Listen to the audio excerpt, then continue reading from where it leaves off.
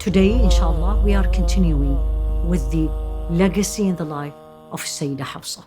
She actually was described like her father, witty. So she was a little bit jealous of the other wife, which is Sayyidah Safiyya, which is the Jewish wife of Rasul alayhi salatu wasalam. Sayyidah Safiyya was very beautiful. So Rasul alayhi salatu wasalam, entered and found Sayyidah Safiyya crying. And he said, "Why you're crying?" And she said to him, alayhi salatu wasalam, "Hafsah said to me, you're the daughter of a Jewish." And Rasul alayhi salatu wasalam said, "And why you're crying? Say to her, my father is a prophet." He's referring to Sayyidina Musa. "My uncle is a prophet," referring to Sayyidina Harun. "And my husband is a prophet," referring to Rasul alayhi salatu wasalam. "So why you think you are better than me?" And then he said to Hafsah, "Ittaqillah ya Hafsah." Hafsah, be Allah conscious, meaning it's not something very nice to be said. Subhanallah, when you read these, you feel that human beings are human beings and women are women. Feelings, jealousy, but at the same time, whenever they were reminded of Allah subhanahu wa ta'ala, they stop right away. Subhanallah. One of her uniqueness is that verses of the Quran was revealed because of incidents related to her. And these are the first 4 verses of Surah Al-Tahreem, chapter 66.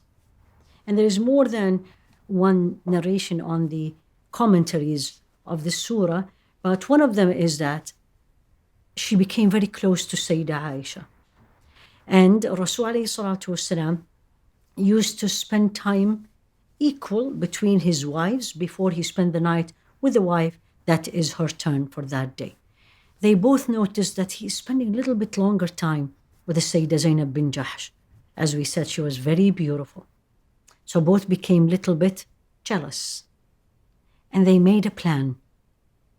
And Sayyidah Aisha and Sayyidah Hafsah decided that when Rasul alayhi salatu wasalam come to any one of them first, after he spend time with Sayyidah Zainab, we're going to tell him that we smell a not very good smell from you. What did you eat at the house of Zainab?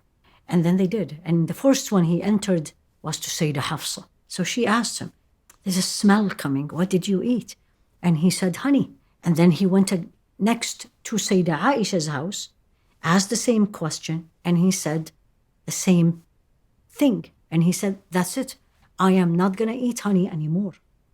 And Allah revealed, "Ya ayyuhan nabi, lima tuharrimu ma ahallallahu lak." Why do you make things unlawful? Because you want to please your wives. And then Allah revealed that this was actually a plan between the 2 wives. And Allah gave them the option. If you're going to repent, then your hearts will be cleaned. Otherwise, He may divorce them. Or He may divorce you, as the verse said. Also, one of the unique incident, and you can see how many uniqueness in the life of this woman, that in the books of Seerah and in the books of Tafsir, commentary on the Quran, there is a mention that Rasul alayhi salatu wasalam either planned to divorce Sayyidah Hafsah or he actually divorced her. But there isn't the details about why. However, the marriage was reconciled before the iddah, before the 3 months. And one of the incidents says that Sayyidina Umar was really unhappy and he actually talked with her about it. What a test. You're the daughter of Sayyidina Umar, the wife of Rasul alayhi salatu wasalam, and Rasul alayhi salatu wasalam want to divorce you. What will be the talk of the town? What a test. However, this woman is very well known for her piety, that she used to be, as she actually described, as sawamatun qawwama. She always fasts and she is constantly in night prayer, that she died and she was fasting. She actually died at age 59 at the time of Muawiyah, and she was actually buried also in Al-Baqi', the same Jannah Al-Baqi', the garden of Al-Baqi' next to the Prophet alayhi salatu wasalam mosque, and the janazah was led by the governor of Medina, Marwan ibn al-Hakam. May Allah be pleased with her.